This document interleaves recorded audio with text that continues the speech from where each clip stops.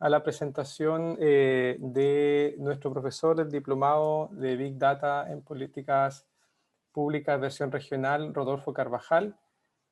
Rodolfo es profesor de la Escuela de Negocios en el campus Viña del Mar y también, como dije, profesor de nuestro diplomado en Ciencia y Datos para Políticas Públicas versión regional.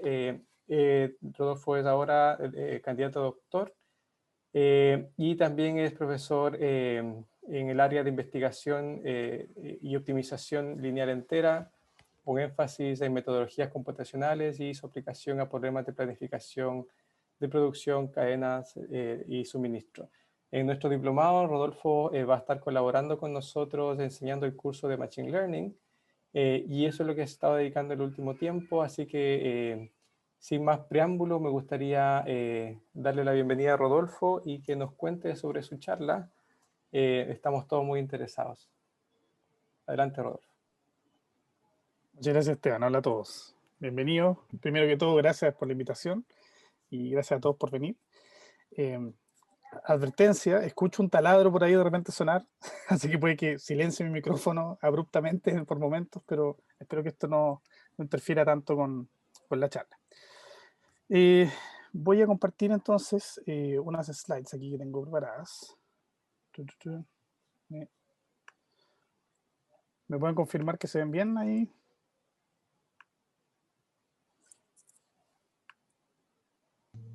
Sí, se ve perfecto. Sí, con confirmación tengo ya, perfecto. Ya, bueno, ahí tengo la misma slide de presentación.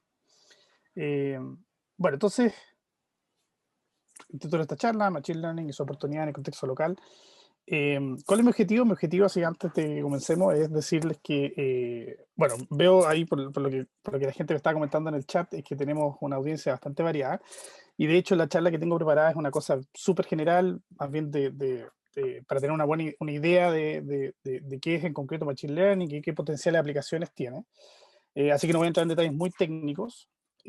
Puedo dar referencias si alguien quiere leer un poco más y todo, pero espero que sea una buena introducción a Machine Learning y que les dé una buena idea de las potencialidades. Motivación, quiero partir por motivar esto. Y yo creo que la principal motivación, aquí yo creo que no hay que ni decirlo, es una cosa que ya tenemos todos más o menos incorporada, más que está como súper de moda prácticamente, algo bien hot, es decir, que data, ¿no es cierto? Datos hay por todos lados. Estamos en un mundo en donde hay un flujo de datos pero brutal, y de hecho aquí tengo una slide bien entretenida, una infografía bien entretenida, que hace la gente de Domo, un servicio de, de de cloud online, ¿no es cierto? Que esta empresa recolecta varios datos, hace estimaciones usando distintas fuentes de cuántos son los datos que se generan en cada minuto del día, ¿no es cierto? Esto está actualizado al 2020. Y bueno, sé, pues pueden ver ahí, voy a leer algunas cositas, ¿no es cierto? En Facebook, 147.000 fotos ¿no es cierto? Se suben cada minuto. No sé, ¿qué más tenemos acá?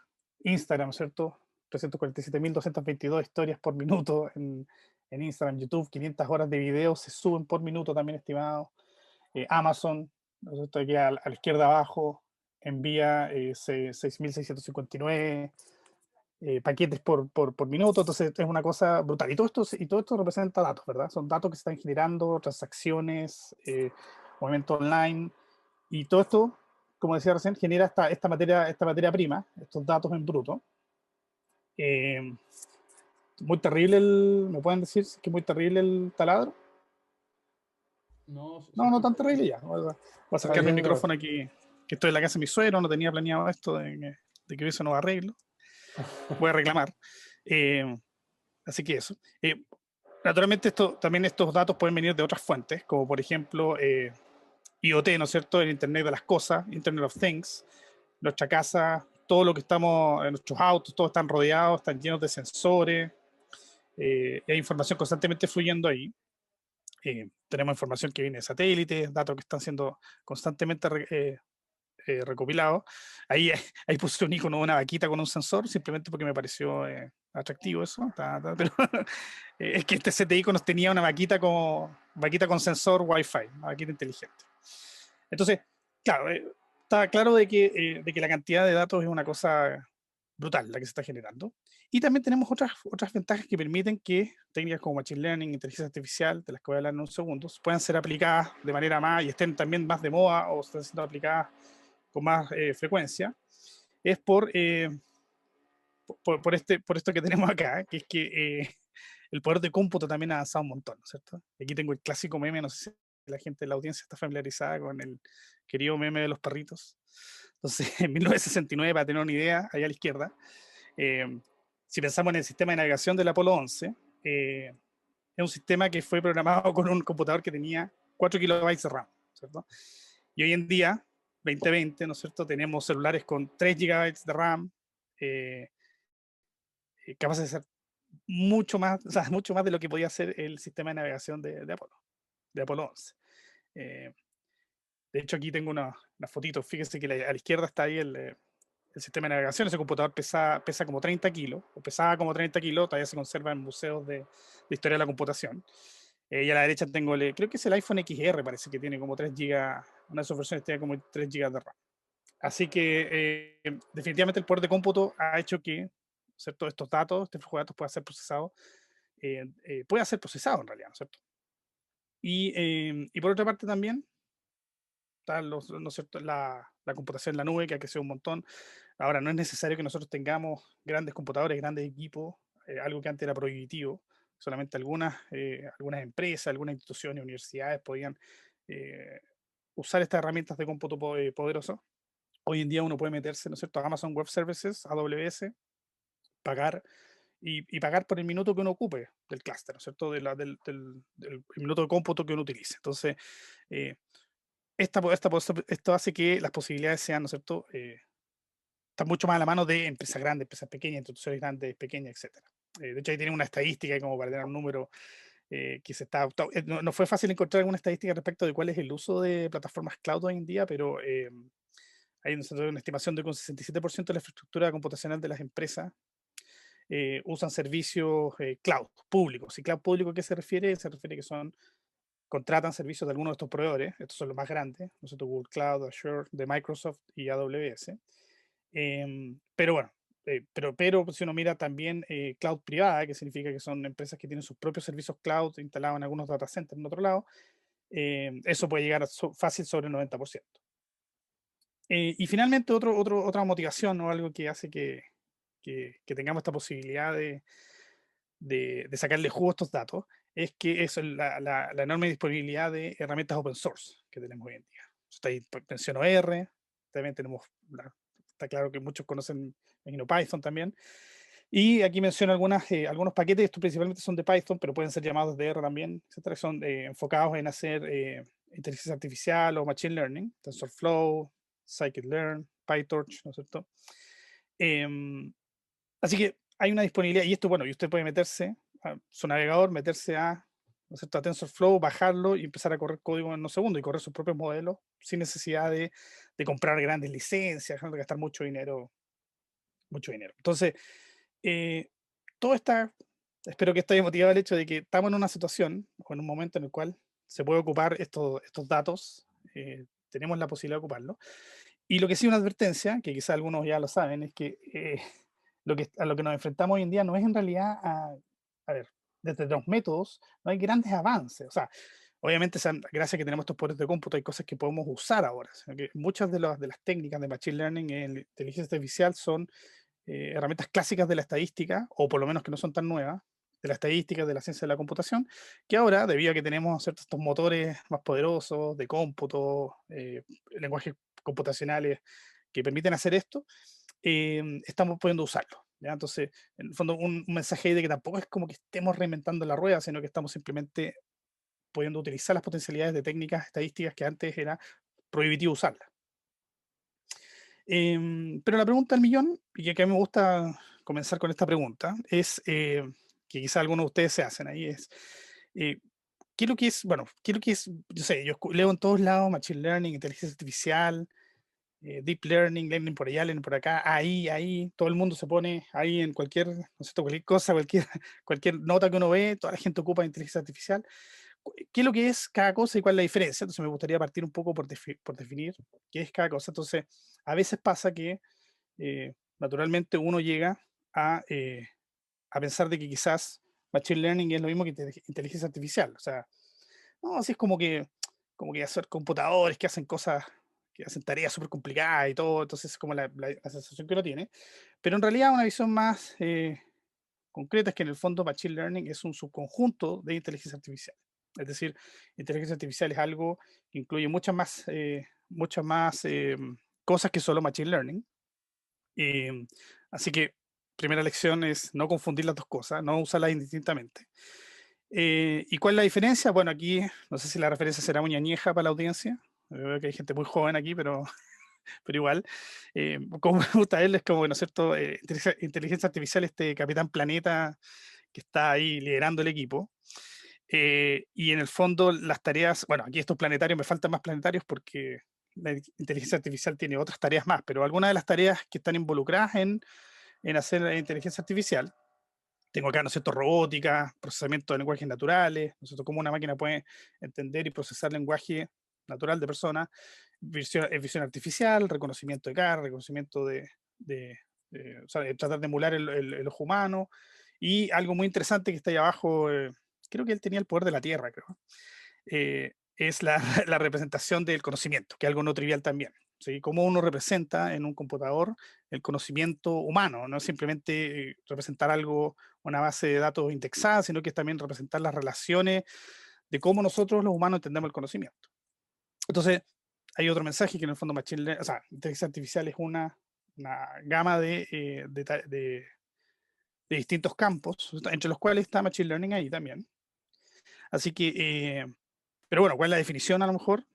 Que uno dice, bueno, está bien, entendí que era inteligencia artificial es algo más grande que todo el resto, pero la definición, así grosso modo, es que la inteligencia artificial es la ciencia de emular habilidades humanas. Entonces, ese es el objetivo. Con una máquina poder emular habilidades humanas y por eso habrá sentido de que lo piense claro. Hay cosas que, no sé, motricidad, robótica, cómo emulo la forma en que se mueve un humano, cómo emulo la forma en que uno ve, reconoce cosas, piensa, ¿no es cierto? Procesa información, procesa conocimiento.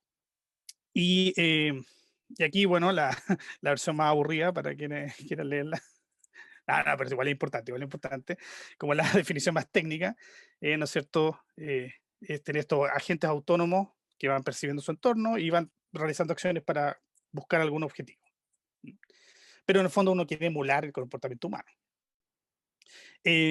Ahora, bajo este paraguas de inteligencia artificial está Machine Learning, y Machine Learning lo que es, en su definición así más básica, en el fondo es el campo de la inteligencia artificial que se encarga de entrenar a una máquina para aprender a realizar tareas. Entonces lo que uno quiere es, claro, no quiero enseñarle a la máquina a hacer tareas, sino que quiero enseñarle a la máquina cómo, o al computador, cómo aprende a hacer estas tareas de manera autónoma.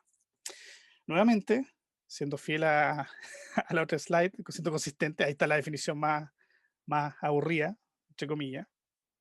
En el fondo, lo que uno hace en Machine Learning es utilizar modelos estadísticos y algoritmos que operan a través ¿no es cierto?, de patrones de inferencia, y la gracia aquí es que no necesitan instrucciones explícitas. Entonces yo tengo un modelo que a partir de los patrones que observa puede, eh, puede tomar decisiones, puede, ¿no es cierto?, entregar algún output sin necesidad que explícitamente el usuario esté ahí interactuando con esa máquina, con ese computador.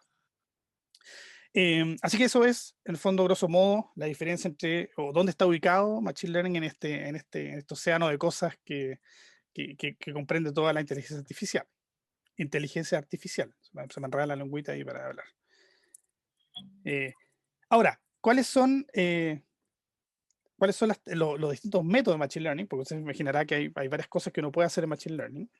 Entonces aquí quiero hacer una pasada por los tres grandes ramas de Machine Learning y en qué consisten, cuáles son sus diferencias, y eventualmente darles algunos ejemplos.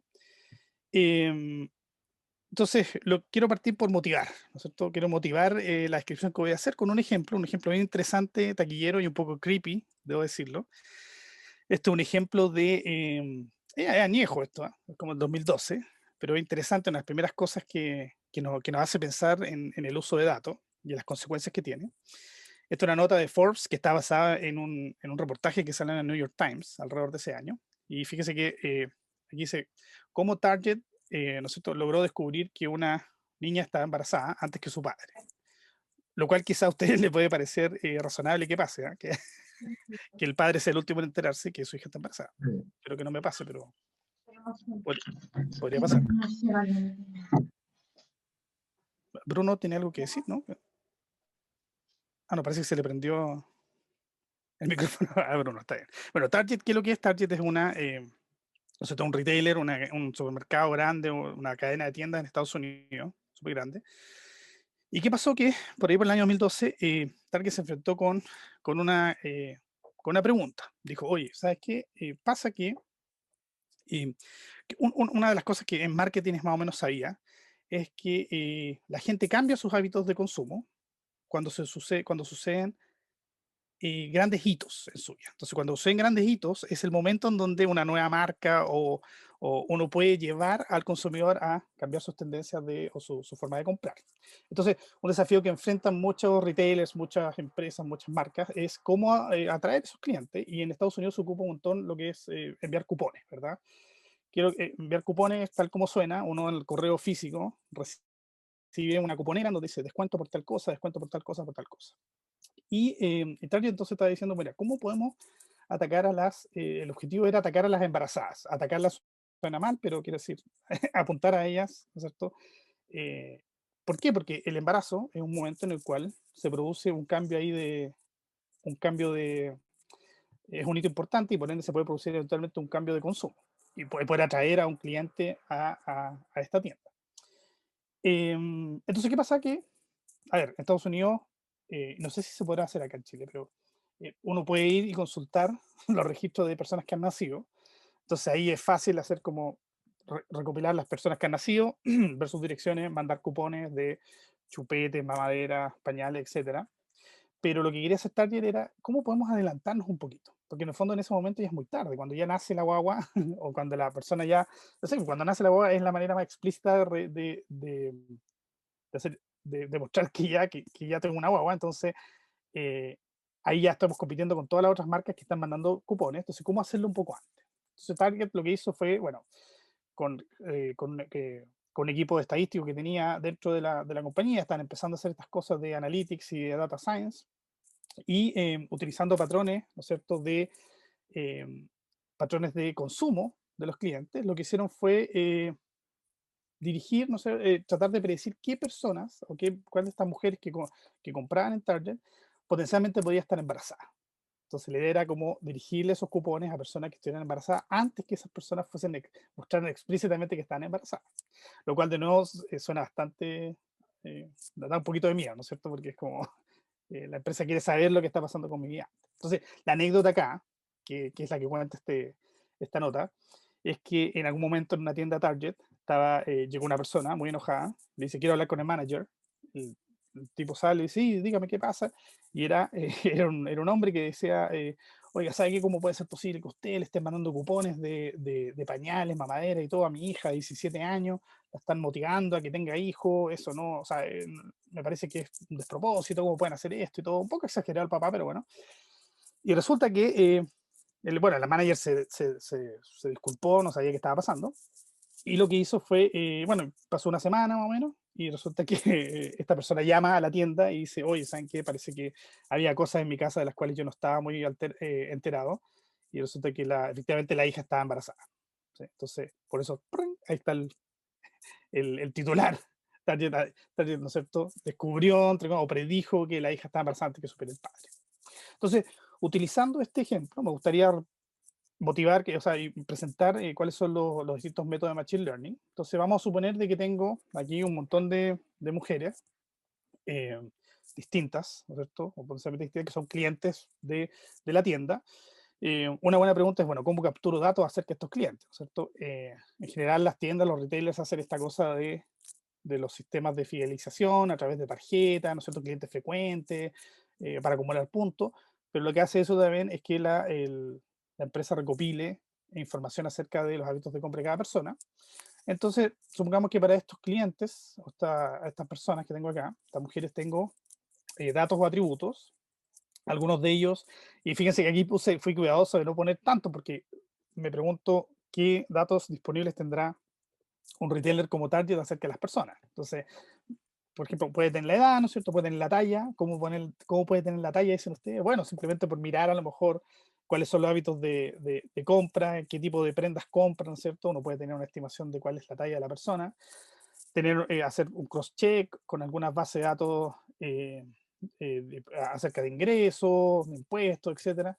Y el grueso, que es lo que quizás los que le interesaba más a Target, es los hábitos de compra, tener un registro del número de artículos comprados en promedio, en una visita, el monto que se gasta, cuánto se gasta por categoría, número de visitas a la tienda, medios de pago, etcétera, ¿ya? Entonces, en base a esos datos, uno puede hacer distintas, ¿no es cierto? Esto es como la materia prima, ¿no es cierto? Este es como la materia prima de mi proceso de Machine Learning, y aquí puedo hacer distintas cosas. Una de las cosas que uno puede hacer es lo que se llama en Machine Learning aprendizaje supervisado, que es una de las de los primeros métodos de Machine Learning, o uno de los primeros conjuntos de métodos de Machine Learning. Entonces, ¿qué es lo que quiero hacer aquí? Mi objetivo es predecir algo acerca de estos datos. Entonces, ¿cómo funciona? Tengo ahí arriba a la derecha, ¿no es cierto? Esta señora, o esta persona, esta mujer que llega aquí, no sé, o sea, no sé nada de ella salvo todos sus datos de hábitos de consumo, etcétera. O sea, bueno, sé harto de ella, pero no sé si ella está embarazada o no, por ejemplo. Y resulta que tengo, y esta es la gracia del aprendizaje supervisado, y por eso se llama así, es porque puedo estar supervisando que también estoy haciendo las predicciones, como a través de lo que llamamos datos de entrenamiento, que son datos que ya están etiquetados, es decir, ya para los cuales ya sé cuál es la respuesta a mi pregunta original o la pregunta que quiero predecir. En este caso sería, ¿está embarazada esta persona, sí o no? ¿Ya? Porque en el fondo ahí ya quiero dirigirle estos cupones. Entonces, lo que está ahí abajo son estas personas que ya tengo etiquetadas, yo ya sé que están embarazadas, nosotros, cómo obtener esos datos? Bueno, puedo a lo mejor ser explícito en hacer una campaña de fidelización para mujeres embarazadas, ¿no es cierto? Y tener una base de datos que me diga, mira, las mujeres embarazadas tienen estos hábitos de consumo, y ya sé quién está embarazada y no. Así que esos son datos que me permiten entrenar mi método o mi algoritmo de Machine Learning. Y una de las gracias del aprendizaje supervisado, que voy a explicar un poquito cómo es el diagrama de flujo de cómo uno hace aprendizaje supervisado, es que se obtiene retroalimentación directa. Es decir, yo sé si es que, mira, puedo probar y ver, dado que tengo varios datos que ya tienen su etiqueta, puedo probar y ver si es que mi algoritmo lo está haciendo bien en predecir o no. ¿Cómo funciona el aprendizaje supervisado? Funciona de la siguiente manera: uno toma nosotros estos datos de entrenamiento, datos que ya están etiquetados. Hay una cosa un poquito técnica acá, que uno divide estos datos no sé, guarda un poquito de estos datos etiquetados para hacer pruebas sobre ellos, ¿sí? Porque en el fondo quiero ver que también le da mi algoritmo, entonces ocupo un subconjunto de estos datos y que los llamo datos de entrenamiento, y dejo otros datos para probar después mi algoritmo. Entonces, a través de algunos de los métodos de Machine Learning, acá nuevamente estoy describiéndolo de manera súper general, pero aquí hay árboles de clasificación, ¿no es cierto? Regresión logística, regresión lineal. De hecho, hay distintas tareas que uno puede hacer acá, puede tratar de predecir si es que algo pertenece o no, o sea, si es que algo, si hay una pregunta sí o no, cómo responderla, pero también uno podría querer predecir, no sé, cuál es el gasto aproximado que va a realizar esta persona.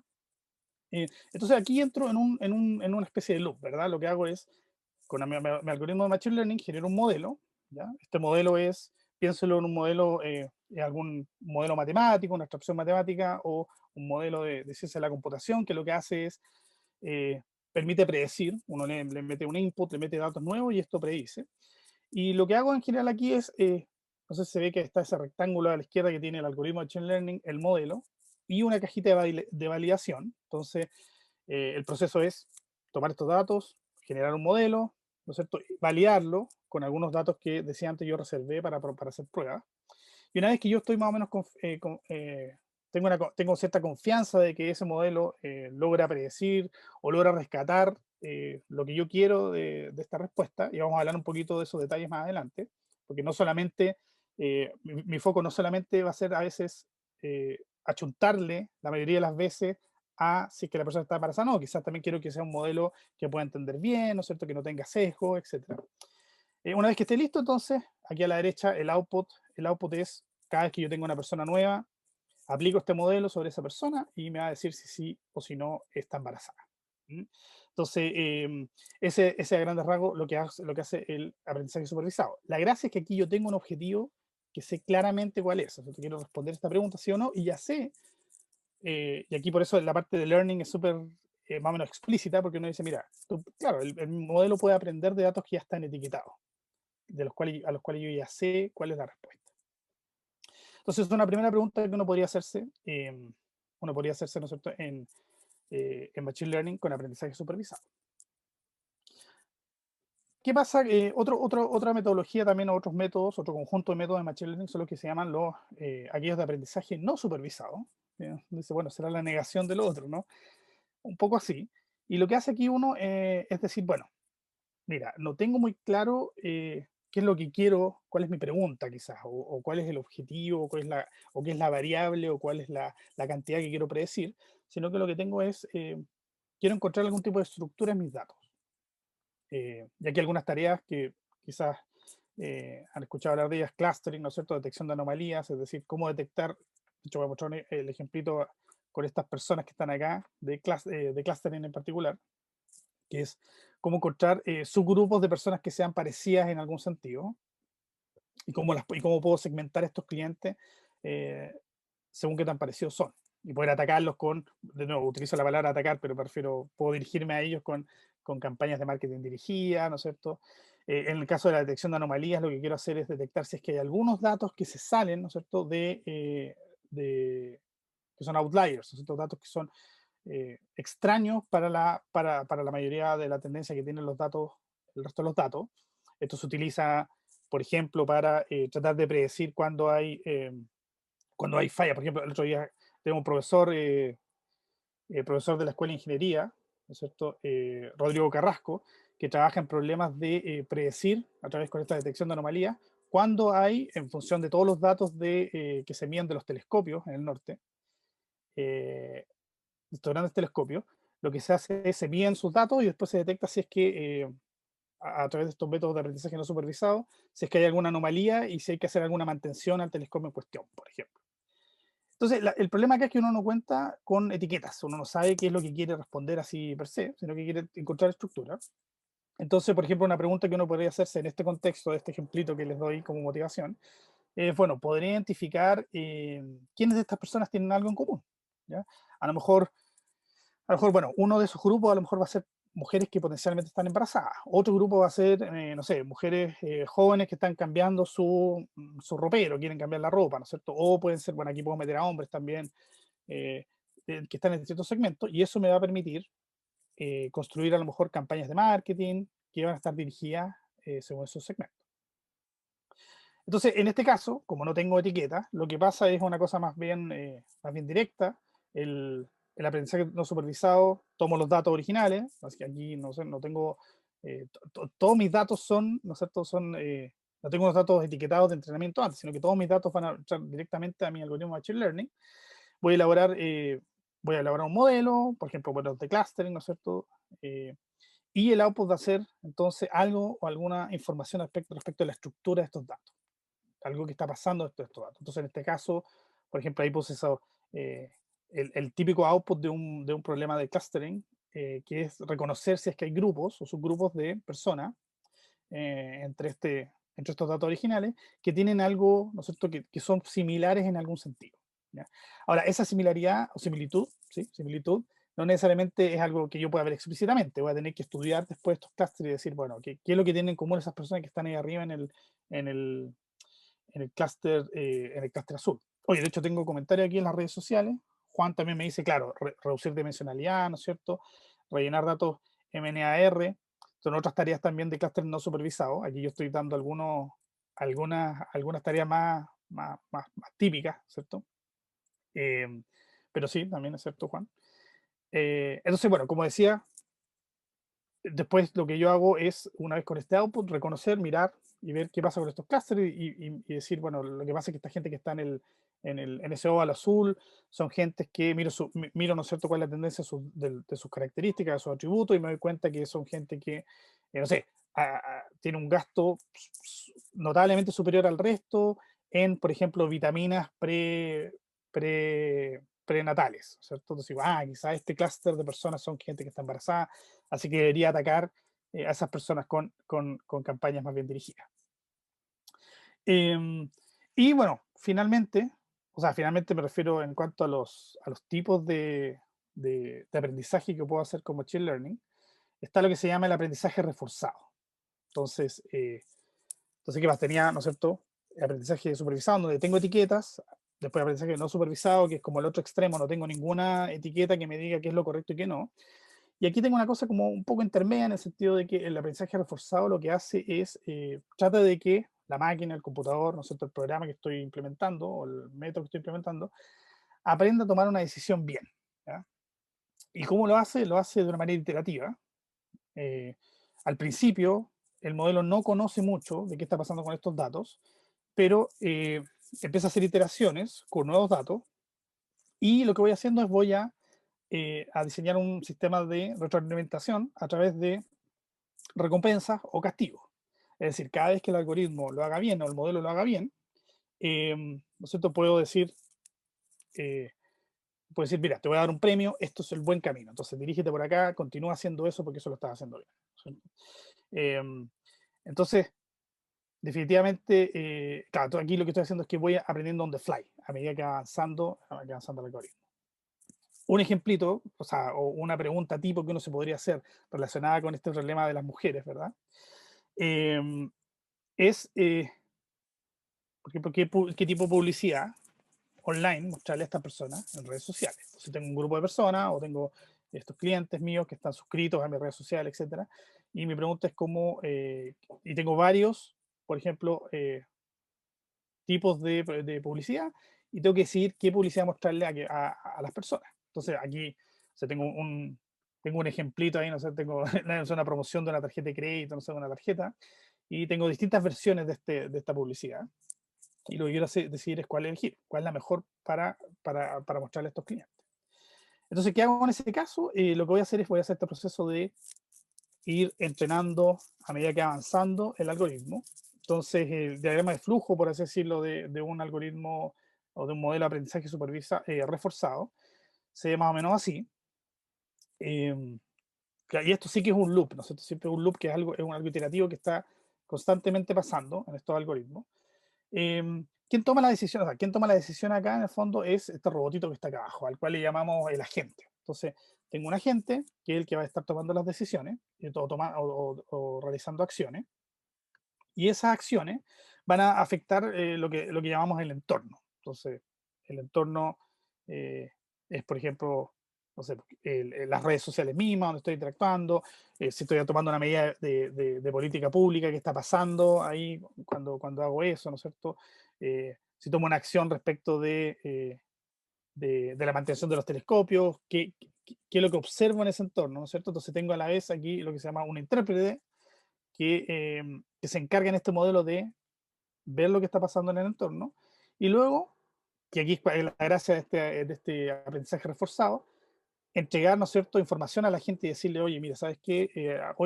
Al modelo decirle, mira, ¿sabes que te equivocaste? Aquí no fue mal, esta acción que tomaste fue mala o fue buena, y voy dando recompensas o castigos. Y voy transmitiendo también cuál es el estado del entorno. Entonces, llevándolo al contexto del ejemplo que teníamos recién, ¿qué pasó ahí? Ahí está, sí. Entonces, cada una de las acciones que puedo ir tomando son, por ejemplo, en este caso, la acción sería qué propaganda mostrar a una persona que se conecta a la red o que actualiza su feed de Instagram o lo que sea. Entonces, el agente lo que hace es decir cuál publicidad mostrar, elige alguna, la muestra, y después el entorno, en el fondo, es la persona interactuando con esa publicidad. En general, en este contexto, lo que uno hace es, una de las maneras de generar recompensas a través de lo que se llama o sea, de la tasa de clics, ¿verdad? Que en el fondo es qué tantas veces la persona hace clic cada vez que ve uno de estas publicidades. Entonces, cuando la persona ve la publicidad y hace clic, esto genera una recompensa positiva. Entonces, el intérprete mira esa recompensa, mira eso y dice, bueno, voy a generar una recompensa. y le digo a la gente, lo estás haciendo bien, sigue haciendo esto, o a lo mejor esta publicidad pareciera ser buena, y voy repitiendo este proceso. Entonces voy probando con distintas publicidades, ¿sí? Voy tomando distintas acciones y voy recopilando información acerca de qué acciones funcionan bien, mejor o peor. ¿Mm? Em, Así que eso en el fondo es los tres grandes ramas de Machine Learning, ¿ya? Los tres grandes métodos. Hay todo un submundo ahí detrás que de cual no he hablado aquí. Pero, y también quería, dado en honor ¿no es cierto?, a la temática de nuestro querido diplomado de políticas públicas, quería también hacer mención de que, bueno, yo utilicé aquí un ejemplo que me servía para presentar un poco transversalmente las tareas que uno puede hacer en Machine Learning, que es este ejemplo de estas personas. Pero fíjense que, ¿no es cierto?, que esto puede ser aplicado a muchos contextos, no solamente contexto de negocio, sino también contextos de política pública, ¿no es cierto? Poder detectar, de hecho voy a hablar de un par de ejemplitos aquí al respecto, poder detectar situaciones que son de riesgo, eh, que pueden ser perjudiciales para la salud pública, ¿no es cierto? Predicción de suicidio, ¿no es cierto? O poder auditar cosas que estén pasando, no sé, ver, hay muchas aplicaciones que tienen que ver con, tenemos usualmente pocos auditores o pocos fiscalizadores para ciertos contextos, y lo que quiero hacer es ojalá poder tener un sistema de apoyo a estos fiscalizadores que me permita detectar dónde potencialmente hay algo que tengo que mirar con más cuidado. Así que de hecho lo que quería hacer era ahora, en estos minutos finales, hablar un poquito de algunos ejemplos de uso real, ¿no es cierto? De usos reales de Machine Learning y de inteligencia artificial. Eh, Aquí lo separé un poquito por área, pero traté también de que esta cosa tuviera un poquito, en honor al título de mi charla, que era en el fondo cosas que potencialmente podrían ser aplicadas en un contexto local, porque obviamente yo les puedo aquí dar ejemplos de cómo se usa Machine Learning para, no sé, para acoplar las naves, no sé, para acoplar, ¿no es cierto?, los módulos de SpaceX a la, a la Estación Espacial Internacional. Pero claro, no sé si me gustaría ver algunos ejemplos que sean un poquito más aterrizados a cosas que pasan en el día a día. Entonces, el primero son aspectos de la salud pública, como mencionaba recién. Un primer ejemplo es un ejemplo bien interesante de la ciudad de Chicago, que enfrentaba el desafío que de hecho acabo de escribir hace un rato. Es que, claro, Chicago tiene una estimación ahí de alrededor de 15.000 o más locales de comida, ¿no es cierto? Establecimientos que venden comida, distribuyen comida de alguna manera. Puede ser restaurantes, lugares de delivery, lugares de, nosotros drive-thru, etcétera. Y fíjese, lo que pasa en muchas, ¿no es cierto?, que es la realidad de muchos contextos, es que hay alrededor de 36 inspectores para toda la ciudad de Chicago. Eh, y esto pasa, por ejemplo, con sistemas de auditoría, etcétera. Eh, y qué pasa? Que estos 36 inspectores no pueden dar abasto y recorrer a lo mejor exhaustivamente estos 15.000 locales de comida. Entonces, la pregunta es cómo hacerlo. Y aquí lo que hizo la ciudad de Chicago es utilizó herramientas, ¿no es cierto?, de Machine Learning, ¿no es cierto?, recopiló datos, etcétera. Y lo que hizo es generó un modelo de Machine Learning para priorizar qué locales inspeccionar primero, ¿ya? Entonces, en el fondo, lo que uno hace es decir, mira, quizás este modelo no va a ser exacto, es decir, qué locales son los que predecir como qué locales exactamente están cometiendo violaciones al código sanitario, pero lo que sí pueden decirme es, mira, estos locales tienen una mayor probabilidad a lo mejor y tenemos que ponerles más atención. Entonces, este sistema lo que hace es, le entrega, nosotros le entrega feedback a los inspectores y les dice, mira, sabe que la prioridad debería ser registrar estos locales primero, porque estos locales, según el modelo, tienen una alta probabilidad de cometer violaciones, de violación al código sanitario. Entonces, de hecho, este modelo fue aplicado ya en unas etapas de prueba en la ciudad de Chicago y claro, lo que descubrieron fue de que pueden predecir, ¿no es cierto? Pueden dar con, mejor, más que predecir, pueden dar con locales, identificar locales que el inspector vaya y detecte que hay un local que tiene violaciones graves al código sanitario, lo pueden hacer con más de una semana de antelación. Entonces uno dirá, pero ¿cómo descubrieron eso? Lo que pasa es que hicieron, ¿no es cierto?, una prueba de 2 meses en donde, bueno, tenían 2 meses de observaciones en los cuales mandaron a los inspectores de la manera usual, sin ningún tipo de apoyo de datos, ¿ya? Pues vieron ahí, ¿no es cierto?, que cuántos fueron los locales que fueron descubiertos, en qué momento de ese rango de 2 meses. Y después utilizaron la información que hubiese entregado la herramienta de Machine Learning y descubrieron que, claro, con la repriorización de las inspecciones podrían haber descubierto estos locales de comida que estaban incumpliendo en promedio en más de una semana, alrededor de una semana, antes, ¿no es cierto? Lo cual implica, en términos del efecto de la salud pública, es grande, ¿no es cierto? Poder parar un local que está incumpliendo eh, eh, antes, ¿verdad? Así que excelente, es un ejemplo ahí de uso acá. Además que la ciudad de Chicago tiene algo bien bonito en este proyecto porque tiene toda una filosofía de código abierto, el código que utilizaron en R, de hecho, para hacer esto está disponible, uno lo puede bajar en GitHub, puede jugar uno mismo con este código, así que una excelente iniciativa. Tengo aquí también otro ejemplo interesante, ¿ya? Este es un ejemplo de la ciudad de San Diego, que era un trabajo conjunto de la Universidad de California con IBM, en el cual lo que hicieron fue utilizar Machine Learning y, bueno, inteligencia artificial también, porque hubo que hacer algo de reconocimiento del lenguaje, para predecir la soledad entre adultos mayores, que viven en comunidades que no necesariamente son comunidades, no son hogares de ancianos, sino que a veces son comunidades donde vive mucha gente, muchos adultos mayores. Lo que hicieron fue, hicieron un montón de entrevistas, ¿ya? Entrevistas a estos adultos mayores, utilizaron herramientas de reconocimiento de lenguaje para codificar esto y entrenaron este modelo con, ¿no sé, con guías que tienen, ¿no sé, guías de expertos en psicología que pueden, ¿no sé, que pueden decir, bueno, cuáles son los patrones más o menos que me dicen que una persona está sintiendo soledad. Y los resultados que obtuvieron fueron que podían predecir un 94% la soledad cualitativa. ¿Qué quiere decir esto? Es la soledad que se describe a través de, o sea, gente que después confirmaba, sí, efectivamente yo me he sentido más solo, o a través de un estudio psicológico se puede determinar que efectivamente estaban sintiéndose solo.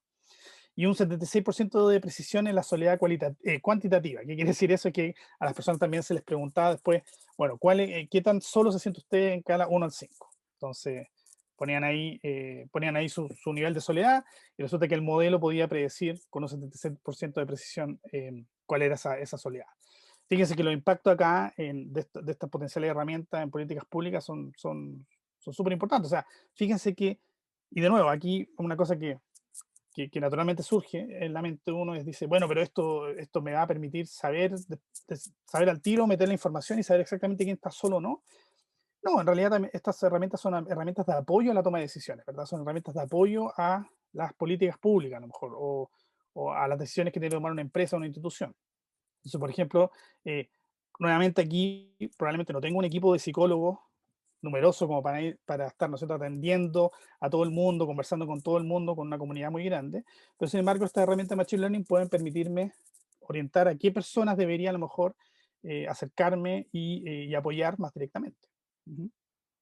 Eh, Así que genial. Después, un par de herramientas más interesantes en turismo. Ujú.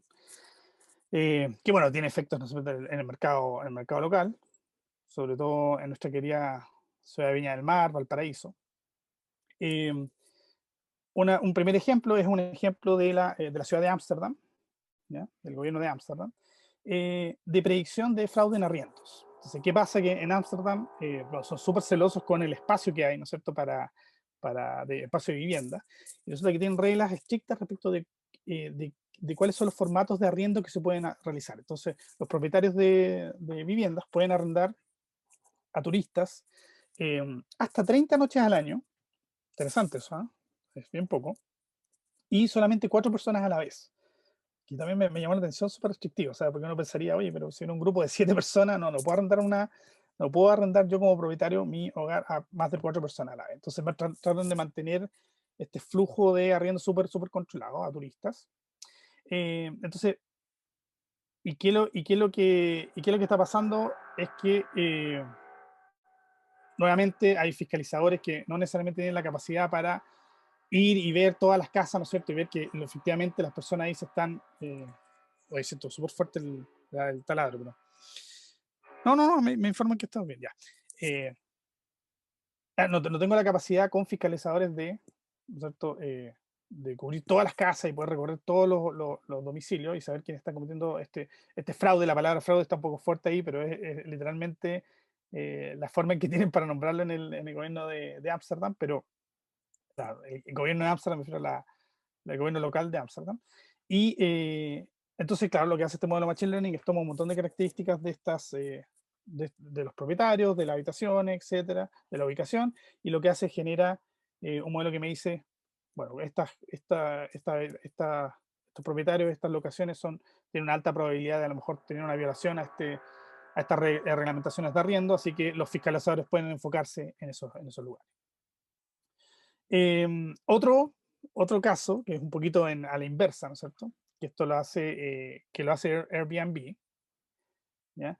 Airbnb tiene, ya saben, ¿no es cierto?, esta empresa que permite efectivamente hacer arriendo a turistas cualquier persona puede tomar su casa y arrendar habitaciones, arrendar el departamento completo, etcétera, arrendárselo a personas a través de la interfaz de Airbnb.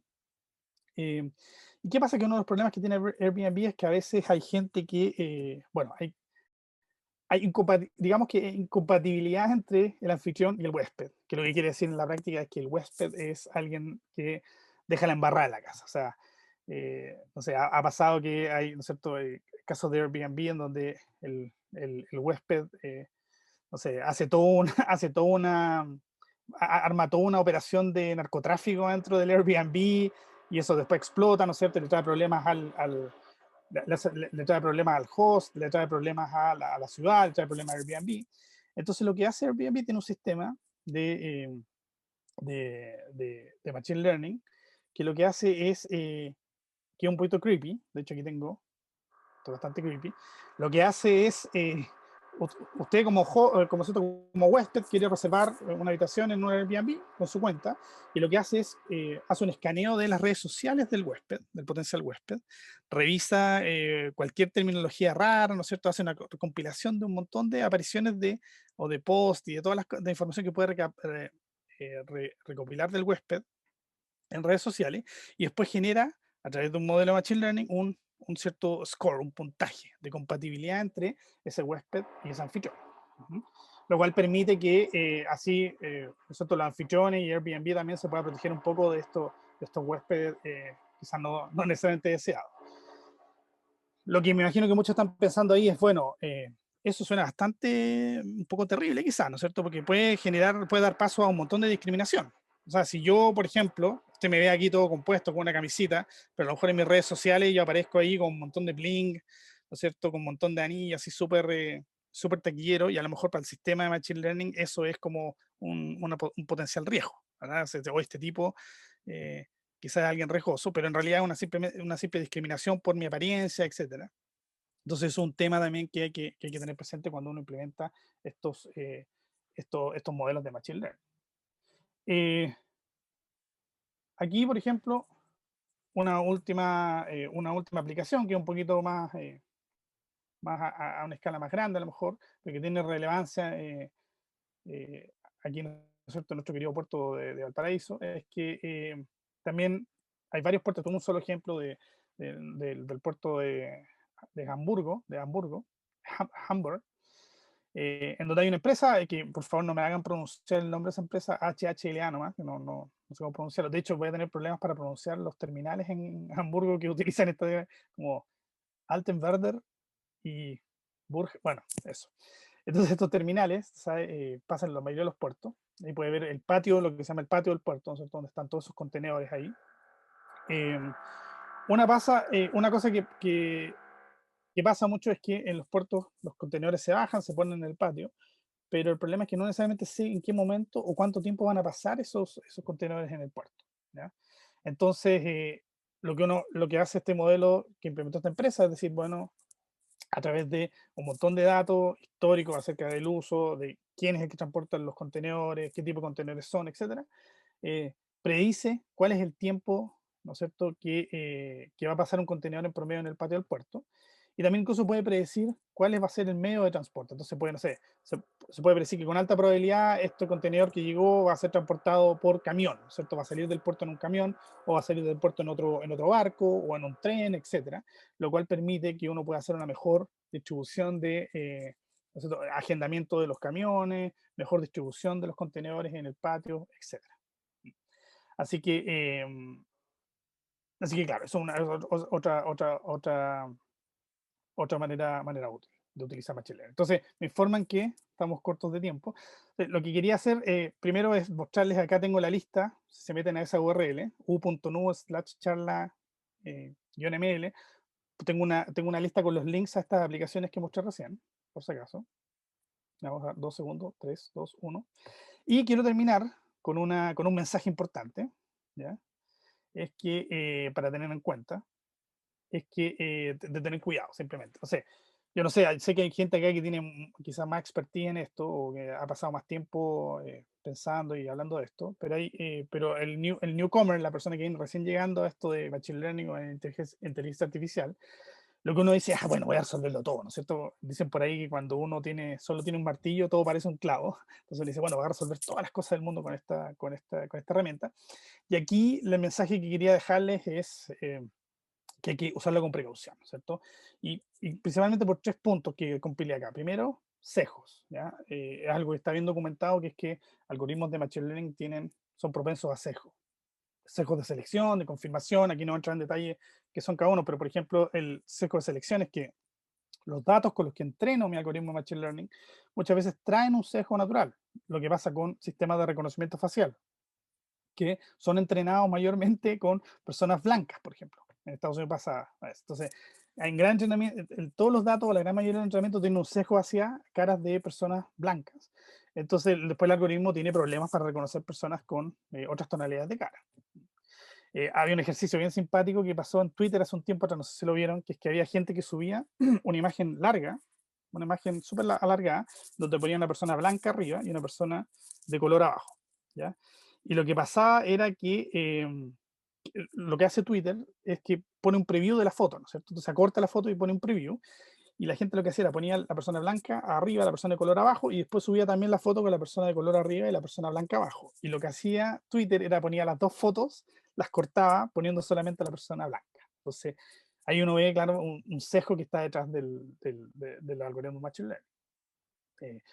También sesgo de supervivencia, cuando uno dice, oye, podemos estudiar los casos de las empresas exitosas o de los casos, recopilamos ejemplos de qué hace que las empresas sean exitosas, pero claramente el sesgo de supervivencia es que uno solamente recopila datos de empresas que han sobrevivido, que son exitosas. Entonces, quizás también hay que tener cuidado de no obviar aquellos datos que son ¿no es cierto?, de empresas que no fueron exitosas y que murieron. Falsa causalidad, ¿no es cierto? Pensar de que una cosa, esto pasa mucho estos modelos de Machine Learning, entregan una idea de correlación también. Entonces uno dice, mira, lo que pasa es que las personas, no sé, las personas que viven en esta zona tienen mayor propensión a delincuencia, pero quizás hay otro factor que hace que hay una tercera variable que influye entre esas dos, y no es que haya una causalidad directa, hay que tener cuidado con eso. Susceptibilidad a errores. Muchos de estos algoritmos se alimentan con data que está recolectada por sensores, ¿no es cierto?, por satélites, etcétera. Y si hay fallas en esos ingresos de datos, en esa alimentación de datos al sistema, los sistemas, el modelo de Machine Learning está malo, pero uno no lo ve. Entonces, lo que pasa es que ese error se propaga de manera grave y brutal hacia los resultados, hacia el output de mi algoritmo o de mi modelo. Y finalmente, ahora sí termino con esto, es que creo que es muy importante, es la interpretabilidad de los modelos. Aquí un ejemplo que me gusta es que cuando uno va a pedir un crédito hoy en día, o cuando uno postula una beca, uno llega y dice, oye, quiero postular, ya, perfecto, y usualmente hay un comité o gente atrás que está tomando la decisión. Y esas personas toman, y lo que hacen ahí, se consideran un cierto número de variables, ¿no es cierto? Y las personas usan su criterio para definir si es que uno recibe el crédito o recibe la beca o no. Pero hay una tentación grande de utilizar modelos de Machine Learning para tomar estas decisiones, a lo mejor, o para guiar estas decisiones. Entonces, ¿qué pasa? Que después uno llega y dice, oye, no me gané la beca o no me gané este crédito, ¿y por qué pasó? Entonces, la institución le dice, mira, no, es que el modelo dice que no que tiene una baja probabilidad de pagar el crédito, así que no te lo di. ¿Pero por qué? Mira, no sé, puedes mirar acá, el modelo, no sé, mira cientos de variables y no tenemos muy claro por qué no te da el crédito a ti. Entonces hay que tener cuidado con que estos modelos pueden ser muy sofisticados, pero entregar poca interpretabilidad. Así que, fin, eso era.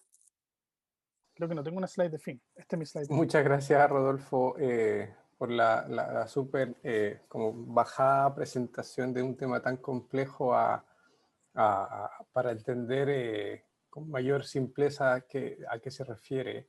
Hemos tenido varias preguntas a lo largo de la presentación en nuestro chat, pero me parece que la mayoría de ellas fuiste respondiendo de a poco. Creo que hay algunas que tienen que ver con la aplicación de esto en Chile y qué tan desarrollado está el ámbito del Machine Learning en Chile. Claudio Albertini pregunta qué tanto esto sirve para políticas públicas, que me parece que tocaste, y en el tiempo que toma entrenar modelos para hacer esto factible, para aplicar este tipo de técnicas en políticas públicas. No sé si puedes contarnos un poco más de eso, de la implementación y qué tan desarrollado tú piensas que está esto en políticas públicas en Chile. O sea, quizás primero antes de hablar de Chile aquí, primero, claro, o sea, en economía y comportamiento, como dice ahí Claudia, claro, uno de los problemas que se hay en el fondo es que muchas de estas tareas requieren que uno entrene el algoritmo, ¿no es cierto? Sobre todo cuando quiere hacer aprendizaje supervisado, que es el que muchas veces es el más interesante. Entonces, inevitablemente hay un costo asociado a la implementación, hay tiempo que hay que gastar, hay infraestructura también que hay que poner en práctica para poder recopilar esos datos, porque uno puede decir, hoy se me ocurrió ahora que voy a, no sé, ver qué pasa con los estudiantes ¿no es cierto?, en este distrito educacional y quiero ver cómo puedo ayudar a aquellos que estén más débiles, etcétera. Entonces, digo, ya, necesito un montón de datos acerca de estos estudiantes, pero el problema es que cómo los recopilo, ¿cierto? Necesito recopilar esos datos. Quizás esos datos no están disponibles, tengo que enviar gente a terreno, a lo mejor hay datos que van a tener que ser recolectados manualmente, ¿no es cierto? No hay plataformas a lo mejor implementadas que lo hagan. Entonces, eso es un desafío definitivamente. Así que, como que la herramienta sola tiene que ser mirada o sea, tiene que ser tomada en cuenta el hecho de que hay que ponerle toda una infraestructura alrededor. No solamente llegar y, pese a que yo dije recién, pero ustedes pueden bajar estos paquetes de Machine Learning y correr sus modelos. Claro, esos datos tienen un costo asociado y tienen que, por ejemplo, ser limpiados, que es otro tema también adicional ahí. Ahora, aplicación en Chile, aquí me dice, bueno, de hecho alguien creo que le había respondido, claro, yo tengo una aplicación taquillera que me faltó ponerla acá también, que tiene que ver con, no sé si conocen Note Company, Note Co, que es la que hace Note Mayo y que ahora está haciendo otras marcas así. Ellos tienen una aplicación súper chora, que tiene que ver con cómo emular, ¿no es cierto? Cómo emular a través de otros ingredientes sabores. Por ejemplo, entonces dijeron, ya, mira, quiero el sabor o las características nutricionales de la mayonesa y quiero poder emularlas con otros ingredientes. Entonces, a través de una metodología de Machine Learning e inteligencia artificial, lo que hicieron fue ¿no es cierto?, elegir cuál es la combinación de ingredientes veganos, ¿no es cierto?, que no sin origen animal, que podía emular ese contenido proteico o ese contenido, o sea, nutricional y ese sabor que tenía la mayonesa. Por eso le ha ido tan bien. Y de hecho creo que están sacando ahora productos que emulan la carne. De hecho ya hay Not Burger ya. Ya hay Not Burger que no la he probado todavía, pero creo que es bastante bueno. Sí, no, perfecto, Rodolfo, muchas Y creo que hay gracias. gente, de hecho, quiero agradecer porque hay gente que ayudó incluso ahí respondiendo preguntas, Sí, hay hartos mandando comentarios súper interesantes y es como se ve, referencias de libros también. sí, se ve la creación del conocimiento comunitario más desplegada.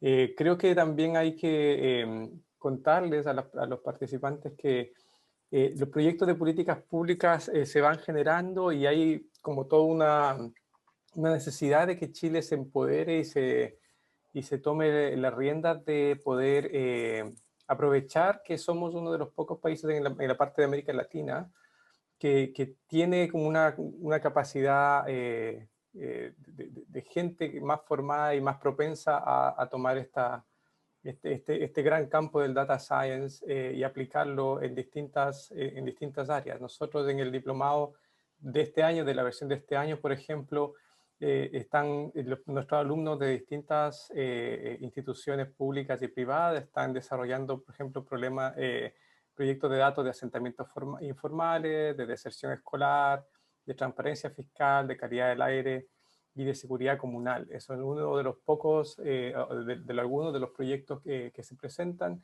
y el gran desafío que tenemos como país es ojalá masificar el uso de estas herramientas con los cuidados como que mencionaba Rodolfo, para el desarrollo regional, y ese es precisamente el objetivo de esta charla. Ojalá, como vi en el chat, hay gente de Puerto Varas, hay gente de distintas partes de Chile, y ojalá esto pueda seguir sirviendo a introducir a las personas y a motivar, porque esto es un campo muy interesante. Yo creo que lo que se viene en el futuro son los datos, decían por ahí.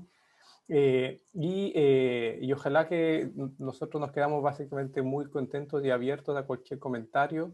Lo seguimos invitando, nos falta una charla más de este ciclo de ciencia de datos para el desarrollo regional, que va a ser a finales de enero. Los invitamos a las últimas horas, que está abierta la inscripción también a nuestra escuela gratuita de programación en R, nuestra escuela de verano que estamos realizando en conjunto con el GovLab y el Centro de Economía y Política Regional que yo tengo bien dirigir con Juan Pedro Eberhard. Así que la escuela va a ser la primera semana de enero, del 4 al 7. Vamos a enseñar online un poco de R. Algunos de ustedes ya han venido a nuestra escuela y han existido. Le invitamos a todas las personas que no sabían que se inscriban, es gratuita.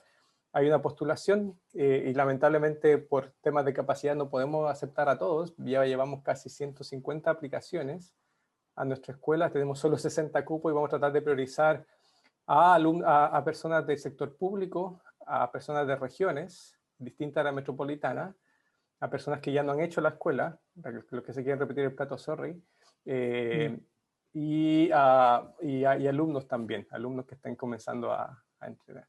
Entonces, muchas gracias. Ahí Amaris dejó en el chat el link para la escuela de verano, para que puedan aplicar, nos quedamos en contacto. En honor al tiempo, me encantaría seguir conversando y poder escucharlos, pero en honor al tiempo, hagamos que nuestra charla dure hasta aquí. Muchas gracias por su atención y buenas tardes.